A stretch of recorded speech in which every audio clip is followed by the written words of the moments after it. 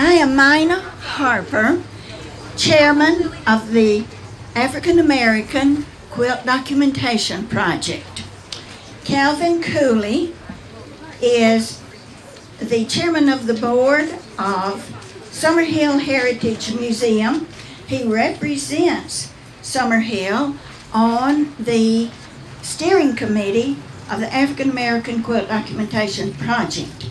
The project consists of 14 members representing historical societies, governmental institutions. So I give you Calvin Cooley.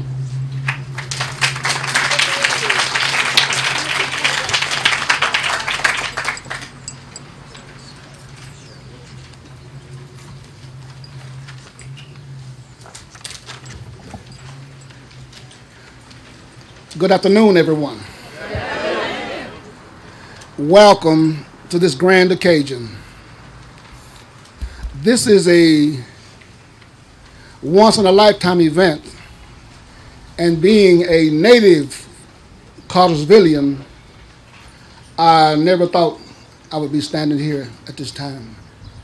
So I am thrilled and I'm happy for all of you and for all of our city. So on behalf of the mayor, the city council, the Bartow County government, once again I say welcome to Friendship Plaza for this grand occasion.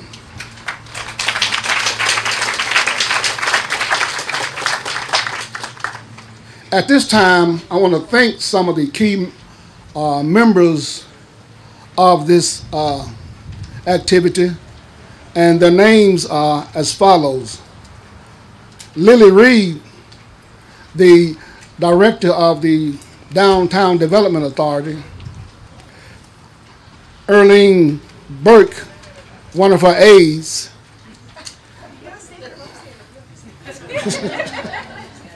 Going by ear. And Mr. Barry Henderson, one of the key architects and kind of the guiding principles of this day. And at this time, if Barry's in the audience, I want to give the floor to him for a few words.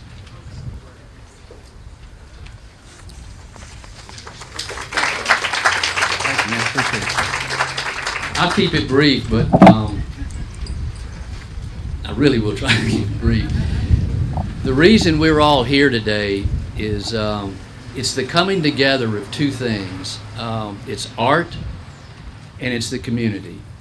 And we started, we meaning Erlene and Lily, and also Laura J. was very involved in this.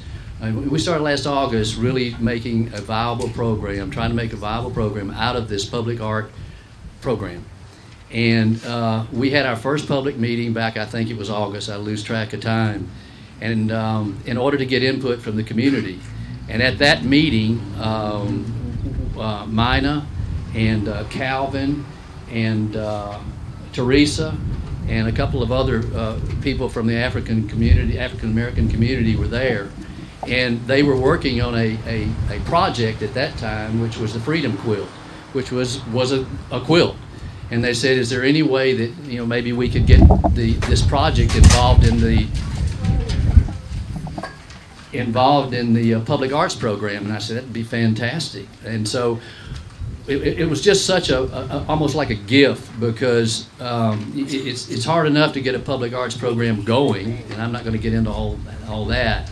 But when you can have a segment of the community get involved in the art, it's just wonderful. It's just fantastic.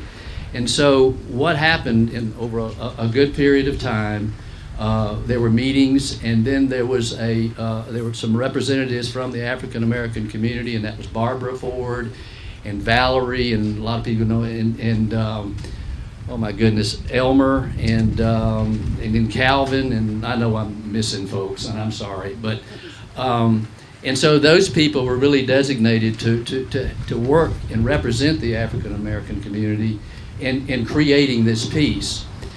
From an artistic standpoint, a good friend of mine and one of the best artists I know in Atlanta area is P.K. Gordis. P.K., raise your hand. And so we had P.K. Was going to do a piece for the public arts program. So I talked to him and I said, we've got this situation up here. And what do you think about trying to do something with this historic idea? And he said, I'm all over it. So we got those people together, primarily the people that I mentioned, and with PK on a number of occasions to design what you're going to see this afternoon. And so, you know, the public arts program is taking off. I think on the 12th, which is this weekend, we will be actually talking about the other two sculptures, that the metal sculpture behind you, and there's another one over by the stage, and I'm not going to get into those now. It's just, again, it's the coming together of art and the community. And the more you can get the community involved in the art, the better the whole thing works out. And, you know, there's always somebody's got, you know, they're for this particular piece or against this particular piece, but then the two just sit there and argue about art, which is a good subject to argue about, you know. So, again, thanks very much for everybody that's been, you know, that's made this thing happen, especially the artists, and especially those people from the African American community who contribute to this and to represent their heritage and their culture, not only in this city, but I think you'll find in a talk that this Freedom Quilt represents not only the city, but a vast amount of history for them on the eastern half of the United States especially. So, done. That's, thank you.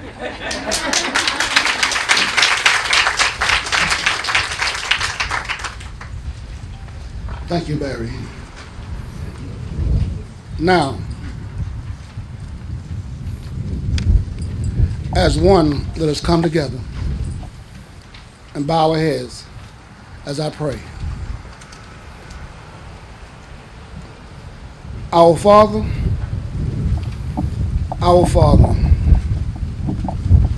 once again,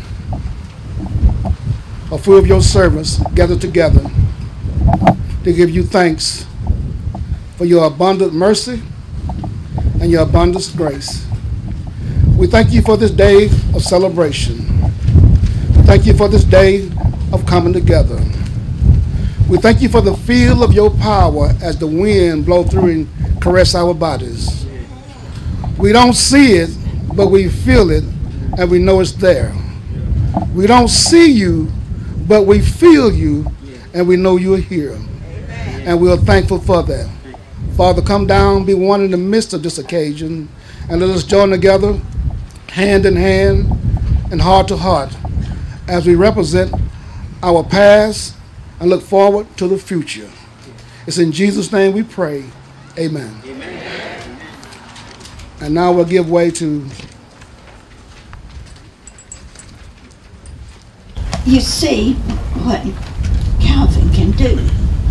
Every time we have a meeting, we're all separate, but he brings us together just like that. And Calvin has been the stability and the inspiration in this project. When I'm worried, I say, well, what if this happens? He says, forget it, everything is fine. So Calvin has vision, which I sincerely appreciate.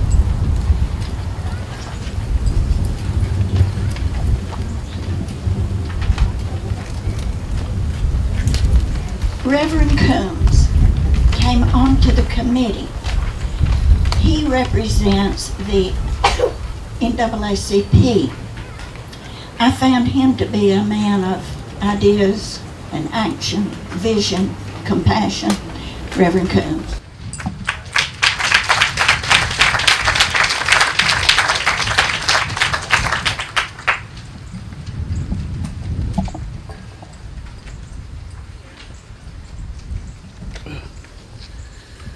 This was made for a big man.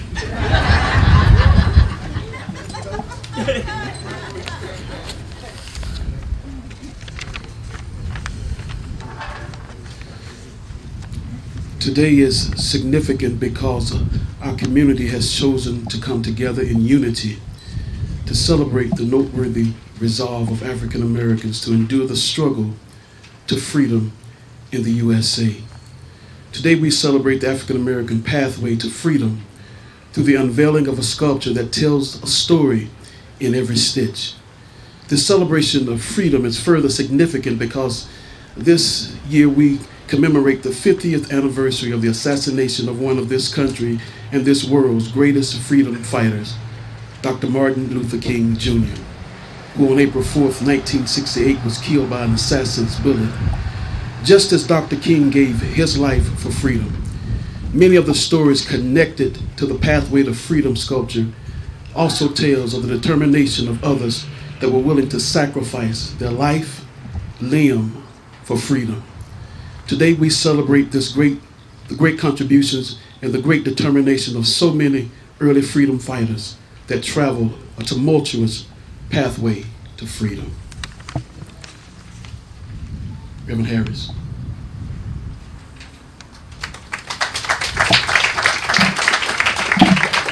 You come up? Okay, can you get it? All right. And I'm gonna step down. Good afternoon. Ladies and gentlemen, boys and girls, I'm Reverend Louise Young Harris, the president of Noble Hill Wheeler Memorial Center located in Cassville, Georgia, and a member of this great steering committee of the African American Quilt Documentation Project of Bartow County. And I'm also a councilwoman for the historical city of Kingston, Georgia. Today, as I stand before you, it gives me great honor and such a pleasure to be a part of this day that is going down in history as we embark upon the paths of freedom. With this sculpture that has been developed and designed, it came forward through a dream. It came forward through perseverance. It came through with determination. And as you all can see today, it is now a vision. It has came to realization. Today, ladies and gentlemen, help me, as along with Alexis Carter and Valerie Coleman, also members of the Noble Hill Wheeler board, and our curator, as we light these candles today, Pathway to Freedom.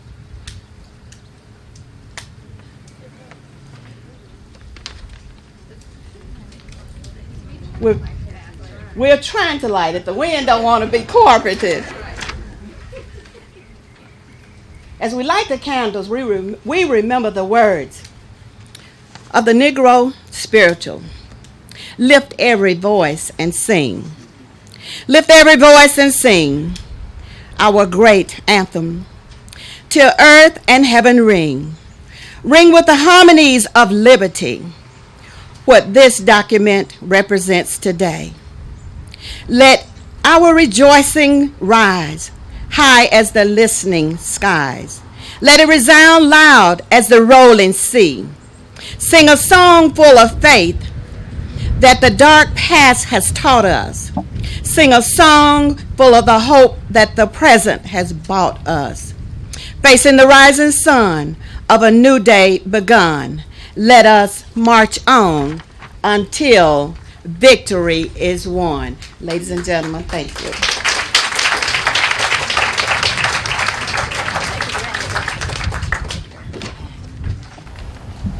Would the steering committee stand and face the audience? You need to see this dream team of professionals. Most of them are presidents of their historical society or organization. The steering committee consists of Elmer Felton, raise your hand, Elmer, Calvin Cooley, Diane Tate, Barbara Ford, and I. Now, Calvin emphasized, when we got the steering committee together, the idea was, is this a viable project? Calvin, well, they all said yes. Calvin emphasized the preservation of African American history and culture. Diane Tate emphasized inclusion. She said, include every historical society in an institution in the county. Barbara Ford emphasized education. Elmer Felton emphasized a historical narrative. Our sculpture is a visual historical narrative. So we'll start, and each person will introduce himself. Oops, this doesn't work. Sorry. Well, I was to have each person introduce himself. I will introduce each person. On the end is Barbara Ford. She is president of the U. Harley Historical Society. The next is Teresa Cook. Teresa needs a part on the program. She said no. She is key to the success of the sculpture. When proposals were presented to the DDA, they didn't get excited with the 6 proposals until they saw Teresa Cook's graphic of the Freedom Quilt, the community quilt of freedom symbols. So Teresa has been fundamental. She designed the community quilt. She was the liaison from the committee to work with the sculptor. So let's give a hand for Teresa Cook.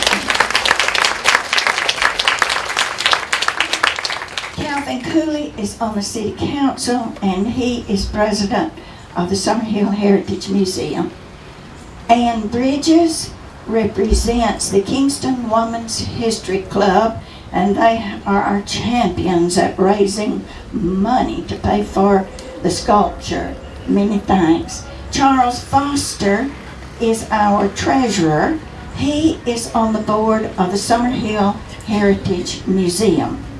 Sherry Henshaw is, she's everything. She's Keith Bartow Beautiful, and she has provided a lot, has been a very important person on the committee. Trey Gaines, Trey was at Memories Day, George Washington Carver Park with his staff. They were documenting quilts. So is this project only about quilt documentation? When that exploratory committee met, the idea was if we can get people to look at their family quilts, start talking about family history, it will lead into that historical narrative that Elmer wanted. And so thanks, many thanks, Trey, for your contribution in quilt documentation, your professionalism, and also in inviting our speaker today.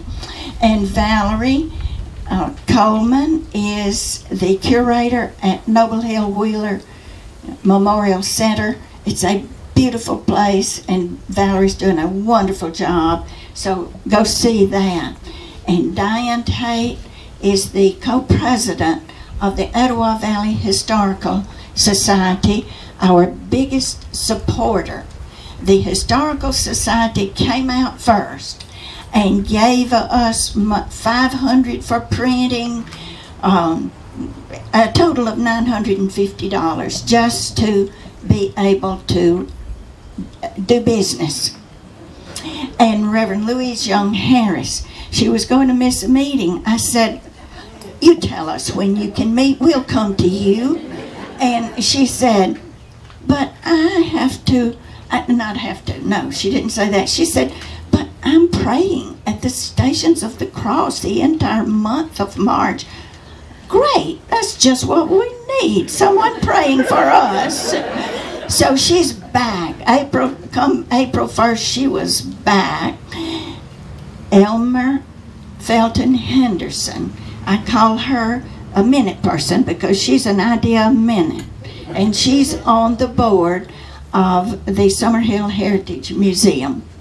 And Molly Smith, she represents the Adairsville DDA. We welcome her. And Reverend Combs, you have met. Thank you so much, committee.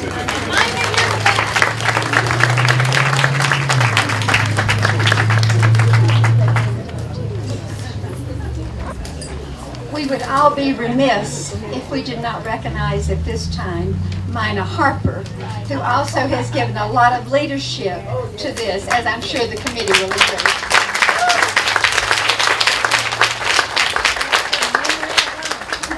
Thank you, Mina. In addition to that, we have some dignitaries in the audience today that we need to recognize. Judge Benham, we always need to recognize our favorite judge. Thank you so much for coming.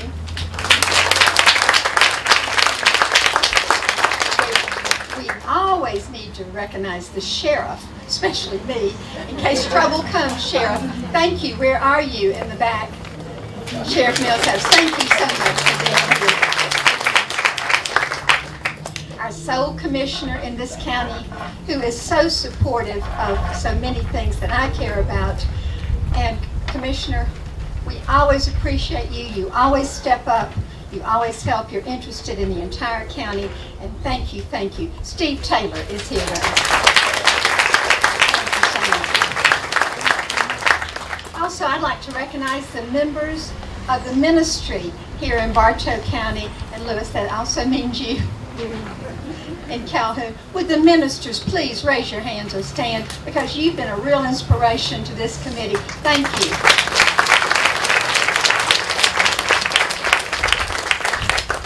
Carrie Roth, I saw you a minute ago, member of City Council. Calvin, one of your able members, is also with us. Thank you. Appreciate you. Did I leave out anyone? Please identify yourself. If I did, I'm trying to scan. Kingston City Council. Thank you. Yes, ma'am. Absolutely. I knew that. You were already identified, but still. You should get it again. Yes, thank you. Thanks, Mina. Again, appreciate your leadership with this austere committee. Thank you, thank you. So you might ask, well, what is this sculpture and what's it for? Well, it's a work of art. It's aesthetic, historical, and educational.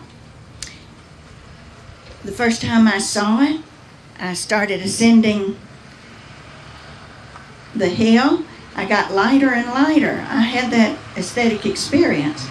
All the arts attempt to communicate at a more fundamental level than hello, how are you, in the evening news. And when we come together as a viewer on that truth beneath the apparent reality, all our differences go away, and we are enjoying that. We are experiencing unity with each other as viewers. So it's a beautiful work of art, and it's historical, as someone has described, though it's in a quilt motif. Those blocks have conventional names as churn dash, wagon wheel, carpenter's wheel, bear claw, but according to legend, they mean much more than just that. So this sculpture symbolizes the hopes and dreams of generations of humanity under bondage in their desire for self-determination, self-realization through freedom. And it's educational.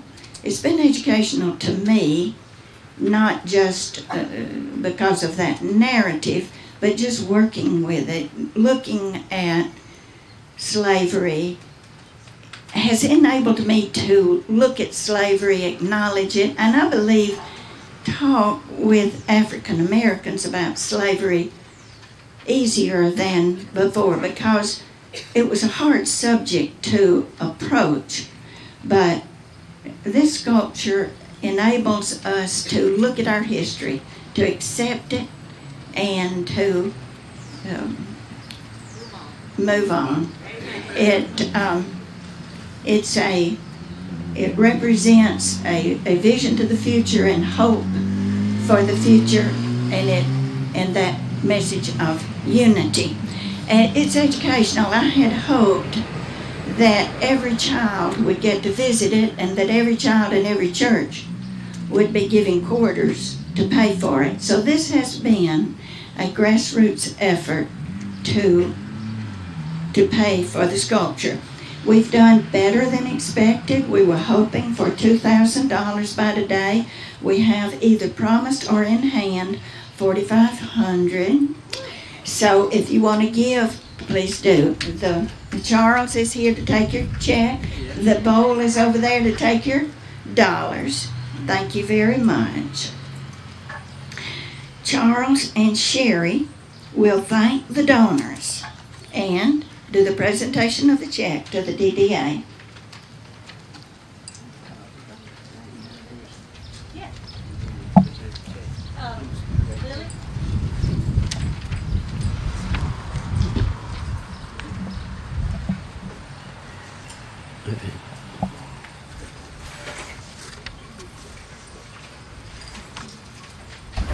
We have now found, since mine has been out there working, that we're $500 short on this, but I can't keep up with her fast enough. So this is our presentation, Lily. We had $4,000 as of yesterday. So we're getting up there for our total. We'll soon have everything that we need to give this great sculpture to downtown. Thank you guys so much. This is an incredible gift, and the community will appreciate it.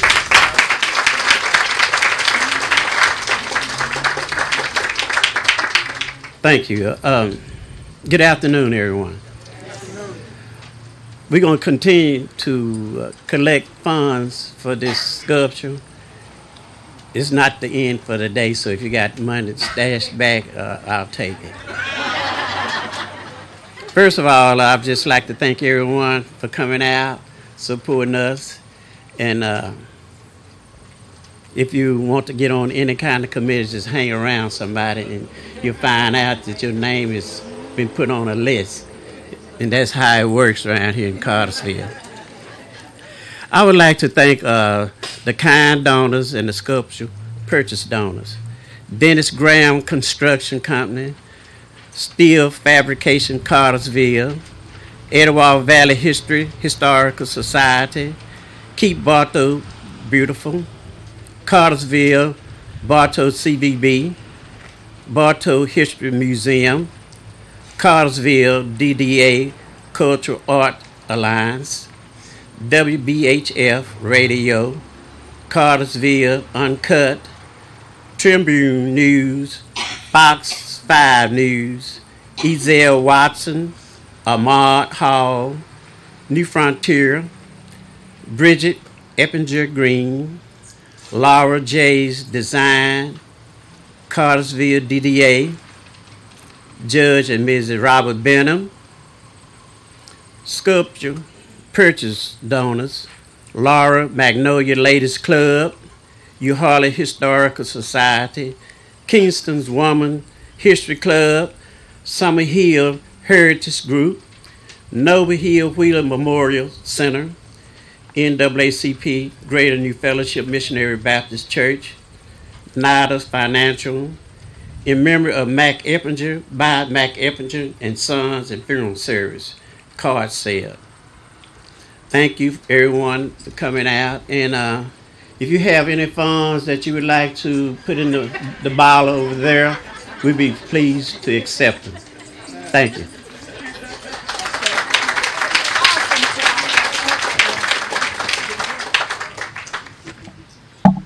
I'll call Sherry Henshaw back up. She is working on the African American Heritage Trail. She'll bring you an update on what is going on there.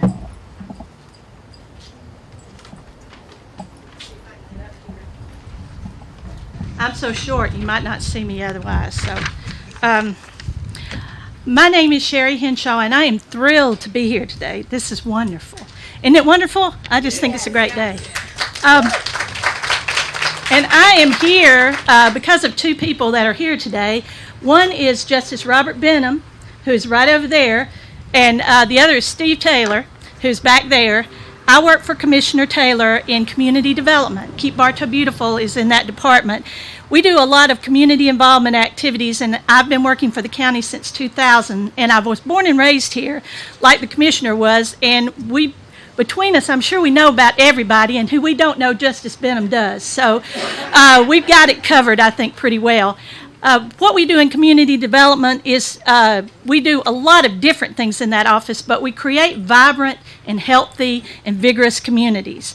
And as such, Justice Benham brought several years ago a project to Commissioner Taylor, and somehow I found my way in the middle of it, helping them to see this through. And the first part of it was recovering the history of Bartow Carver Park, which has now been renamed George Washington Carver Park. It was the first state park for African Americans in the state of Georgia during segregation. So that is now being overseen by the Convention and Visitors Bureau. The county had a huge part to play in that effort, and that has become a showpiece, as we will say, and we've got much more work to do on that, but we're continuing to work on that. And I hope you get a chance to go out there and enjoy that park. It is the most beautiful place on Lake Allatoona. The next thing I want to say is that when we started that project, I thought I had plenty of work to do. It took us 3 years, memories days, oral histories, a lot of things we did to recover that history and celebrate it, and as well as a lot of work that went on down there. And I want to applaud everyone that was involved in that. The state of Georgia, through their tourism division, we did a product development grant. We received other grants to restore and renew that site and also to preserve it. But Justice Benham said, well, I've got another little thing that I'm kind of working on, and you might be interested in it. And I reluctantly said, what is that? And he said, well, there's some more good places that we need to save. And if we don't now, it's going to be too late. And I knew this was true because the Georgia State Parks had told us they had virtually no history at all on George Washington Carver Park. And they're now doing a history of the African American parks, and most of it is based on the work that we did. There were 4 parks, and they've got more on our park than they do on anything else, based on the work that we've done in the past few years. So I said, what is it that you got? Well, I've got 9 other places that we need to save. And so I've been working on those. And that is something that the county has gotten excited about as well. We see this as a great economic development tool, and we hope that this becomes the Bartow Black History Trail or the African American Heritage Trail, whichever name tourism deems is the one they'll choose. Right now, it's in our office. It's a community development project, so it's a work in progress. And we do have the 10 sites. We have rack cards up here, and we are working with them, and that includes a lot of the sponsors that you see of these programs up here today that are involved in this effort. It goes all across the county, and as I say, pick up one of these cards, and you can see what I'm going to be working on for quite some time. The county is getting ready to put some funds into some preservation work based on approval by the federal government, and we're hoping to see a lot of work done in those sites. We've got a lot to be thankful for. So we're going forward with these projects, and you'll see more about it as it all unfolds. But the county's behind this project, and I thank Commissioner Taylor for that. Do you want to ask Justice Benham? One thing Sherry did not mention is that she is writing a historical narrative for those 10 historic African American sites. One of the goals of the Quilt Project is to write a historical narrative. Also, Joe Head, who is founder of the Bartow History Scholar Program and who put the web page of the Quilt Project online, is seeking scholarly articles on African American history. Now, the sculpture is a historical narrative. It is a visual historical narrative. present you Elmer Felton and a presentation of music.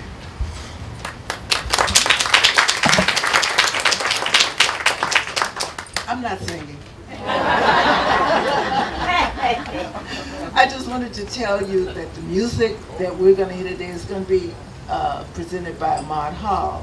And just for a little information about the songs like Swing Low, Sweet Chariot, those were not just recreational songs that slaves sang. They were informational songs to give the other slaves time to get ready. Swing Low, Sweet Chariot, coming for to carry me home. Swing Low, Sweet Chariot. Those were songs to say, get ready, somebody's coming to pick you up tonight, and the next day, 2 or 3 other slaves would be gone. Wade in the water. Wade in the water, child. That was to tell you that dogs were out and they couldn't sniff you out in the water. So just a little thing about the music that slaves were singing, they weren't happy, they were trying to get away. And so, just like the quilts in plain sight, the songs were in plain ear, so you could hear, but they were informational songs to let each other know we're getting ready to make way for our freedom. Now, without any other hesitation, Mr. Ahmad Hall.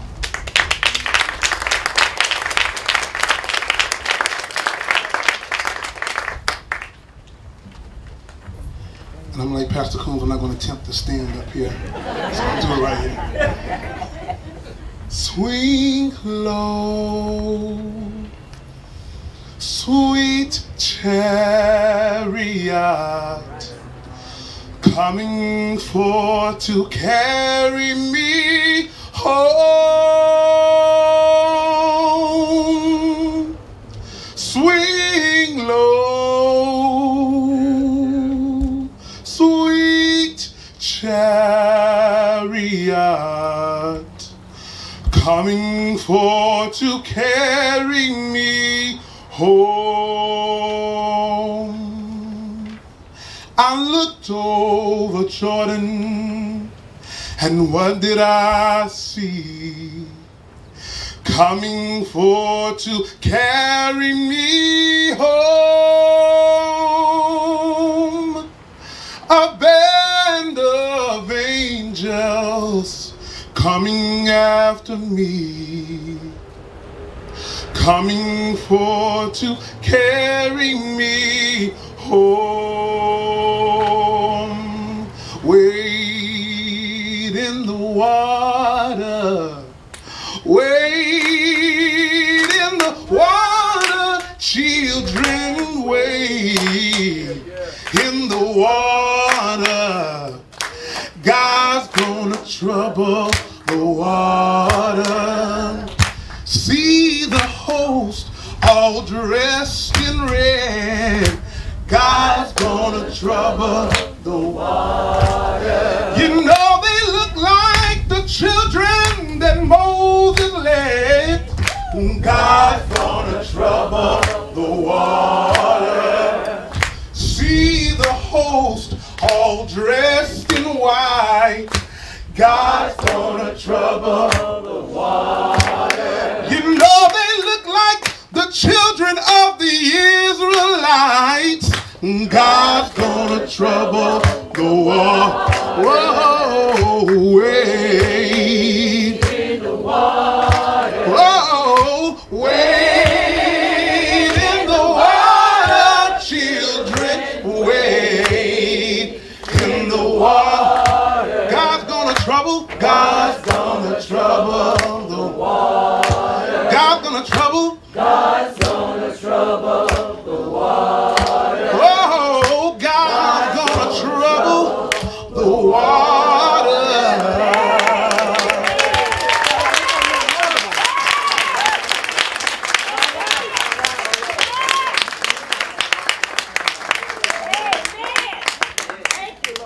Do you think the spirits, the souls of those slaves are hearing that?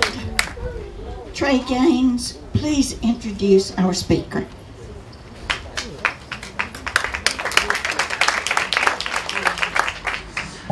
Ahmad, I don't think I can follow that. I was going to attempt to sing my introduction, but I think I won't now. Well, good afternoon. My name is Trey Gaines, and I'm director of the Bartow History Museum. And there goes my introduction. Thank you, Charles. It is my honor to introduce our speaker this afternoon, Ms. Phyllis Lawson. This introduction is not going to really do her justice. I had the pleasure of having lunch with her, and she's delightful. I wish you all could have time to spend with her. Ms. Lawson was born in Detroit, Michigan. At the age of 4, she was sent to the tiny town of Livingston, Alabama to be raised by her grandmother, Lula Horn, who made beautiful quilts out of the clothing of her loved ones. Each strip of fabric told the story of the wearer's life and death. I also learned at lunch that she would sit underneath the porch to hear these stories. Grandmother Horn shared these mostly tragic and sometimes witty tales with her granddaughter as she sewed their clothes into a quilt that threaded broken lives back together. After graduating from high school, Ms. Lawson joined the United States Air Force. It was one of the first female B-52 mechanics.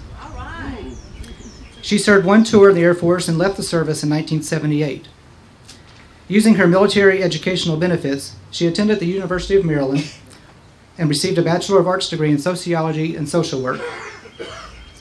She spent 20 years working as a counselor for incarcerated youth, women who were victims of domestic violence, and with youth and adults suffering from alcohol and substance abuse. 3 of those years were spent in the United States Army Reserves. Following a 17-year break from military service, in 2002, Ms. Lawson returned to the military as a member of the U.S. Army National Guard and active duty service, retiring from the U.S. Army in 2013. Ms. Lawson was one of only a handful of women in the military who served in 3 major military conflicts in the Vietnam era, where she served 3 temporary duty assignments to Vietnam before the 1975 fall of Saigon. She was also deployed to Saudi Arabia as a member of Operation Desert Storm, and in December 2003 in support of Operation Enduring Freedom. She has received 3 military campaign medals for assignments where she served to support the United States Armed Services in armed conflict. After retiring from the military, Ms. Lawson spent the following 2 years writing her memoir, Quilt of Souls, released in March 2015. Since its release, her poignant memoir has received praise from social, print, and television media. As a result of the popularity of her book, she has been interviewed and appeared in over 35 media outlets, including blog talks, online newspapers, social media forums, television, radio, and media advertisements. She has also been a guest speaker at over 70 venues, including libraries, genealogical conventions, quilting clubs, book clubs, colleges, secondary schools, and monument unveilings. She now lives in Florida, and she has 2 sons and 7 granddaughters. To illustrate the relevance of Miss Lawson's presence here with us today at the unveiling of this sculpture, capturing the significance of family, perseverance, strength, and bravery, as well as the healing power of quilts and quilting, please allow me to read some of Miss Lawson's own words from her preface to Quilt of Souls. Quote, "Quilt of Souls is the story of my grandmother Lula Horn, born in 1883 and died in 1986, who made beautiful quilts from the used clothing of those who had passed on. Each piece of cloth told the story of their life and death. The weaving of their clothing into a quilt mended each broken life back together with each pull of the thread. Quilt of Souls is also about the strength of black women who prevailed before and after the turn of the century, a demographic that has gone unrecognized with no celebration of the lives they endured and upheld. There were some deep and troubled times during the 1940s and 50s when many blacks made the long trek north to large American cities in search of better living conditions. Once they got established and began having babies, hardships arose. They'd end up sending a child or 2 down south to live with grandparents they might never have met before. Sometimes these children didn't return north until they were teenagers. Sometimes they never returned. I was one of those grandma's other babies, 4 years old, taken from my home and driven 16 hours down the road in a car full of strangers, to a house in the middle of nowhere with grandparents I'd never met before. It took my grandmother's love and an old tattered quilt to repair my self-esteem and return me to wholeness. She was responsible for preparing me to overcome a myriad of obstacles and tilled the soil for my resiliency. Grandma Lula told me the stories of the amazing and often tragic lives of her loved ones as she wove pieces of their clothing into quilts she made by hand. I sat and listened intensely. I connected with those people whose stories and souls were transformed into a patchwork of healing with every pull of the thread. I knew one day I'd retell them as Grandma Lula conveyed them to me." End quote. Ladies and gentlemen, please join me in welcoming Ms. Phyllis Lawson.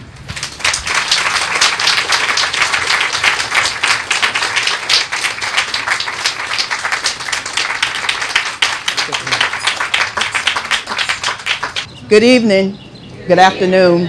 I want to thank Mina, Lily Reed, Sherry, whoever found me on social media, because I have so much going on with the second book. I barely look at my emails, and it just happened to come by at a good time, right in the middle of publishing stuff. And so I'm really thankful that I was able to see this, because this is something after my own heart. It's all about quilting. My grandmother raised me. She was born in 1883, and she lived to be 104. I was sent down south to live with this grandmother. Like I said, I didn't know her. When I went down south, I needed something to heal, and I look at my 4-year-old granddaughters and realize I was their age when I was sent down south. I was hurt. My grandmother pulled out this old quilt that was half sewn. That quilt, my grandmother quilted to keep us warm at night, but those pieces that's in that quilt is also pieces that clothes from her ancestors. And each piece tells a story of how that ancestor lived and died. My grandmother told me the story of the people who are in those pieces of quilt, and Quilt of Souls makes up those chapters. I wrote the book for healing, and I wanted to carry on the story of my grandmother, because I know she wanted me to tell those stories. Otherwise, she wouldn't have told the same story over and over and over again. You know how old people down south, they tell you the same story over and over again. Never stop. And the things that I couldn't hear, I would crawl up under the house. You know, you can't stand around old people. So I would crawl up under the house with the chickens, move some of the chicken mess out the way, and I would just sit there and listen. I would listen as these quilters, they would gather in the front yard, and they would tell stories. Now you got to realize, I grew up with women and men who were born during the Civil War. I used to go sit on the front porch of a woman who was born in 1857. They said she was dead. My classmates said she was dead, and they used to tease me. But I called her Miss Methuselah. She really wasn't dead, and she told me the story of her ancestors. And that's the way I grew up. I grew up around old people. And it was these stories that I write about in my second book, which a publisher picked up. And they said there's nothing out like that. I'm passing on my oral history, because oral history is becoming endangered. You know, at some point, black folks, we forgot to we stopped telling stories. But even though I used to sneak up under the house and listen to a lot of the stories, my grandmother would sit there and tell me stories about her life and the life of her family members. And I captured those stories, and I produced those stories in this book, Quilt of Souls. Miss Henshaw told me, she said, "Phyllis," she said, "I want you to talk about oral history, and I want you to talk about quilting." But to me, growing up 5, 6, 7, 8 years old, quilting was synonymous with storytelling. When these people could gather in the front yard, they would quilt, and at the same time, they would tell stories. And my ears would be on fire. On fire. And I used to sit and sew with my grandmother until I learned my ABCs and learned how to sling words together. That's when I dropped the needle and picked up the pen, and I knew I wanted to be a writer. So when I used to go to that 2-room school in Bethel Hill with 26 students, kids would come up to Miss Clay would have the different kids come up and recite the stories that they heard, the three little bears and the 3 pigs. and Fun with Dick and Jane, which I hated. I hated Dick, I hated Jane. The only person I liked was Spot the dog. I could have threw all of them down the outhouse in the back. So when it was my turn to come up, I used to talk about my grandmother's parents and her older sister who was killed. And the kids would just look like, what just happened here?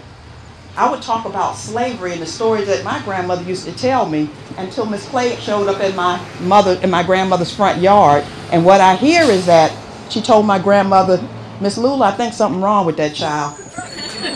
But these were the stories that I like to hear. These are the stories that I captured.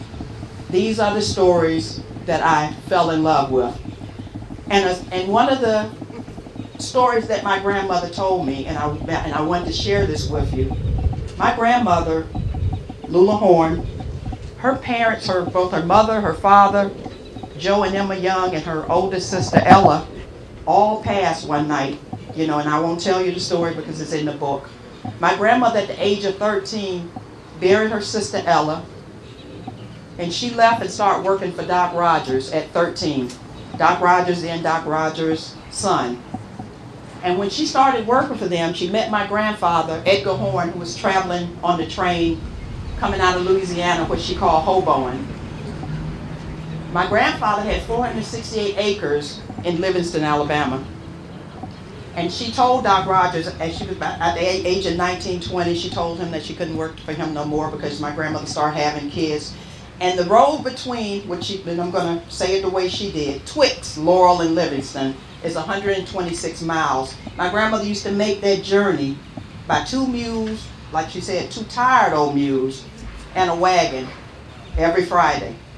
So she got to the point where she started having kids, and she told Doc Rogers, I can't do it anymore. Doc Rogers said, I tell you what, Miss Lula, I will hire a driver in an old automobile to take you between Livingston and Laurel. And that's what he did. My grandmother said she was so excited about that because that way she get to see her kids. But somehow that first week, this sheriff used to meet her right there at that Alabama-Mississippi line going into Meridian. He would pull her over and call her everything but the child of God. You think you're a white woman sitting up here, who you think? And he would make her and the driver sit in the hot sun until he got ready to allow them to move on. And she said this went on for 6 months. She didn't want to say anything to Doc Rogers about it, but it went on. And every time, every week, she was pulled over, and she sat in that hot sun on the side of the road for hours. Clothes were soaking wet. So Doc Rogers, I think he was like Mississippi Mafia. But I won't tell you what happened because it's in the other book. But she said the next time that she got there to the Mississippi line, the sheriff got out of his car, came over to the side, and said, Miss Lula, I hear you make the best tea cakes this side of the Mississippi. And my grandmother was startled, and they started talking back and forth. And me sitting up there listening, and all that anger that I had for this Sheriff Suggs, who was treating my grandmother so badly. And I said, wait a minute now. He calling you in nigga this and nigga that, and now all y'all talking about is exchanging molasses, exchanging recipes for some cookies or some candy. So, and she saw me getting angry. So this went on. Before long, my grandmother was going to this Sheriff Suggs' house, teaching his wife how to make quilts, teaching his daughter how to make quilts. My grandmother stopped working for Dr. Rogers, and 2 years later, Sheriff Suggs died. His wife, Molly, brought the bag of clothes, of Sheriff Suggs' clothes, to my grandmother's house. She said, you taught me how to make quilt of soles, but Miss Lula, I want you to put your hands on him. I want you to make his quilt. My grandmother told me how she took his bag of clothes and put her hands down in the bag of clothes, and she said, his soul is at peace. And I said, wow. So she made him this beautiful quilt, and that she gave to the wife. Now, when my grandmother passed, Sheriff Suggs' granddaughters was at her funeral, and they still remember that quilt. That's why I always say my grandmother knew how to soften racism. All right. And she did it in her own way, because she always told me everybody got a spot of good. Mm-hmm. And she told me never to forget that. And I will always remember that story because it's a quilting story. And also, it was just the type of quilts that my grandmother made for other people. People would pass and they would bring those quilts to my grandmother's house, and she would never mix new clothes and clothes of people that had passed on. So a lot of her beliefs came from culturalism and superstition. And that's okay, because I believed it. I wouldn't cross it. But I really want to leave you with this. I have and I'm not trying to push my new book, but it is up at at Macmillan and Penguin now. So, but I want you to listen to this preference. My publisher, one of the publishers asked me. She said, I never seen writing like yours. And I said, that's because I don't talk for my characters. I allow them to speak for themselves. I'm just a conduit to get their voices known. And it was like 4 o'clock one morning. I wanted to start this new book. And the new book is titled Unsung. And it's for all the women quilters, butter churners, just pea pickers, those unknown, hard-working women in the South, both black and white, that you never hear anything about. So I got up early one morning, I prayed, and I said, I want to write something, the beginning of this new book, the preface, and I want it to be so prolific, I want everybody to be able to hear it and understand. Now, the publisher is probably going to be the same Amy Einhorn, who also edited The Help and James Comey's new book. But she said, I never cried for nobody's book. So I said, and she read the preface. So I just want to leave you with this and tell you one thing. My grandmother used to take me to this old-time religious cemetery, she called it. And you know what she said? It was slaves buried there. And she said, the best stories that you never heard laying right here. Not here, but right here. And I didn't understand that being a little girl, but I understand it now. Somehow we got to get back to our oral histories. You know, if you got an old quilt in your closet, in mothballs, in the cedar chest, hanging up in the garage, at the top of your closet, you never need to look at that quilt. I hope you look at that quilt much different than you did before you came here today, because my grandmother said all quilts tell stories. So here I go, and I'm going to leave you with this. Sometimes when I'm all alone, my unconditionally complete and quiet resolve becomes all-consuming. During these moments, I can only hear the faint echo of my heartbeat and feel the warmth of every breath I take in and out. As I sink further inside myself, my mind begins to journey to the days of innocent childhood resplendency, fondly reminiscing the stories that Grandma Lula placed into my heart and how they embedded themselves deeply into my soul. At the age of 4, I was plucked off my front porch from the only family I knew and delivered 16 hours away, landing on the doorstep of my Grandma Lula, whom I'd never met before. I felt abandoned, alone, and afraid. In desperation, I searched for a miracle to overcome this cataclysmic loss. That miracle came in the form of my 80-year-old grandmother, who made quilts she called Quilt of Souls. It wasn't long after my arrival and the many nights of lying in bed, sobbing unfettered tears of loneliness and grief, that it happened. In the middle of weeping, Grandma wrapped me inside a tattered quilt that was made from the clothes of her loved ones who died in the face of extreme bigotry, racism, and ugliness that was pervasive at that time.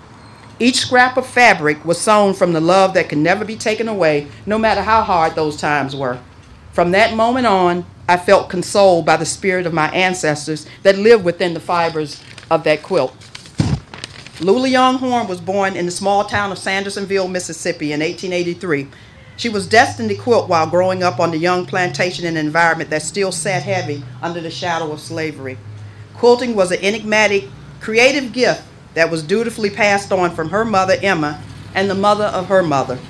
Their brand of quilting was an art form deeply entrenched in culturalism and superstition. Through oral tradition and the weaving of ripped up pieces of clothes transformed into quilts, Grandma told me stories of lives and deaths of the ones who had worn these articles. Each piece of cloth she wove into her quilts bore stories of the person's hardships, suffering, love, loss, and unfulfilled dreams and desires. The sewing of their clothing into a quilt symbolically mended every broken life back together with each pull of the thread. Once she'd complete a quilt, I'd sit and watch as she ceremoniously placed it in the hands of the expired loved one's family member.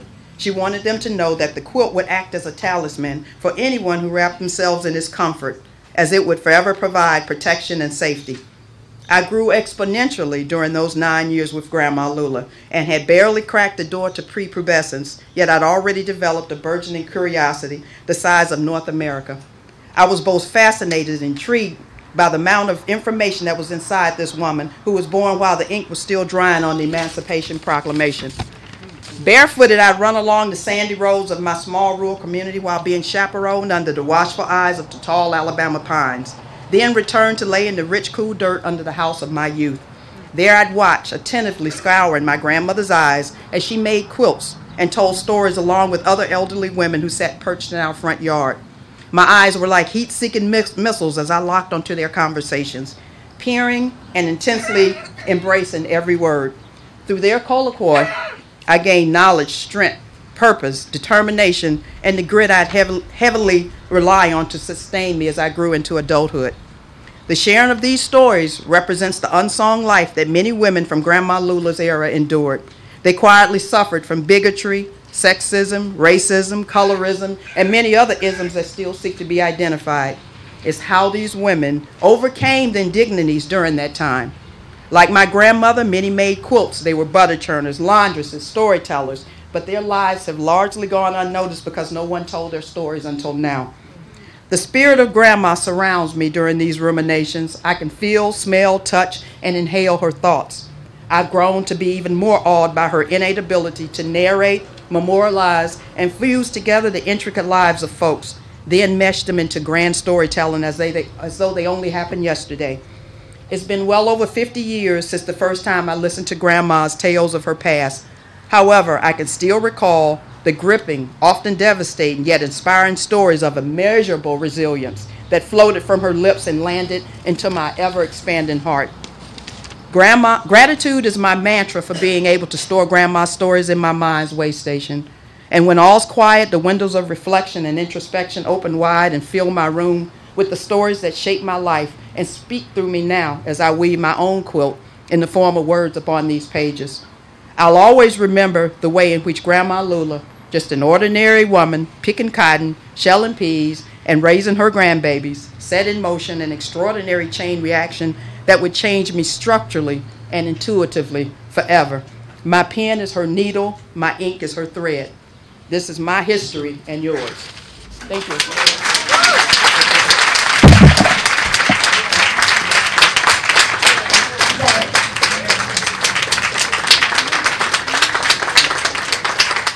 She told us another story. We don't want you to stop. Could you tell the story about when someone died and the dog tried and hanging out the quilts? Oh.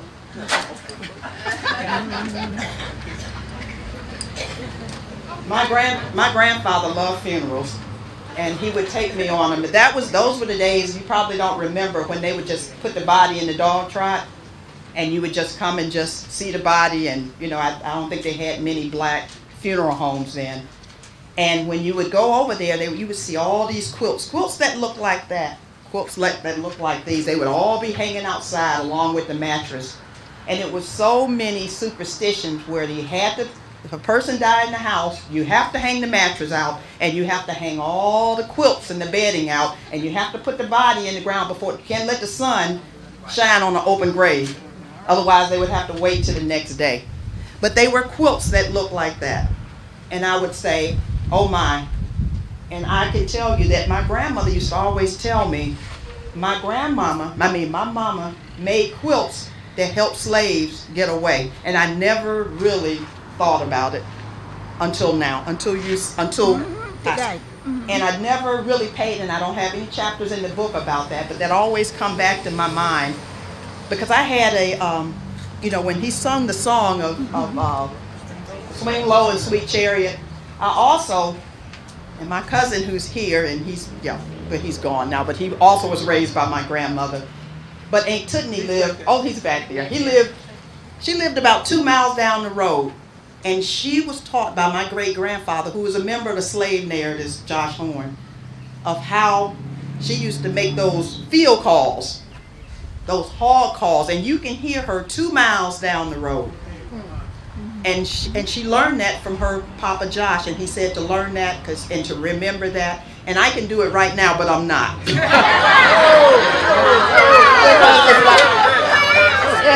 If you go and look up Annie Grace Horn Dotson, and listen to her sound, listen to her song. It's such a guttural song because I know her husband, it was supposedly that her husband and her youngest son was lynched, so she pretty much was a widow, and I used to go and sit on her front porch. And she used to sit there and sing those songs that used to go through one ear and out the other. It was so strong and powerful. But she also was a quilter, and you walk into her room, she had quilts stacked up on the bed this high. This high. And I had one of her quilts. I don't know what happened to it, but that's about it. Thank you. Thank you. Now, very interesting. We're going to turn our attention to the sculpture and the sculptor. So this letter is from the committee to PK. I must say it's been such a joy. How do you find such a person? And thank you, Barry, for finding this person for the committee. May 10th, 2018. Dear Mr. Cordis, the African American Quilt Documentation Project of Bartow County welcomes with grateful appreciation Pathways to Freedom, A Story in Every Stitch, your beautifully rendered sculpture. It is aesthetic, historical, and educational, a fitting tribute to the generations of humanity under bondage. In that soulful place to which art takes us, the essence of an art subject, our differences disappear and we as viewers are united. Thank you for your labor and thank God for your life and talent. As Rabbi Nachman of Breslau once said, the day you were born is the day God decided, and he's talking about all humanity here, the world could not continue to exist without you. Okay, would you like to speak?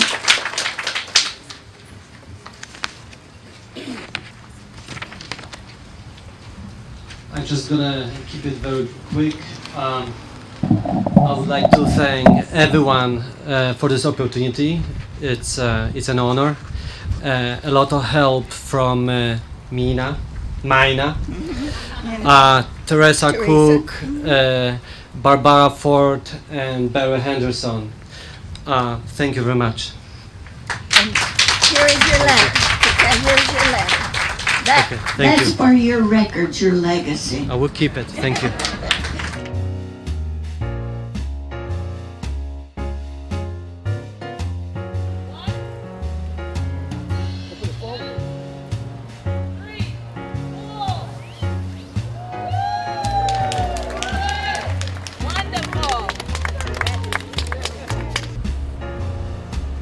Story in every stitch.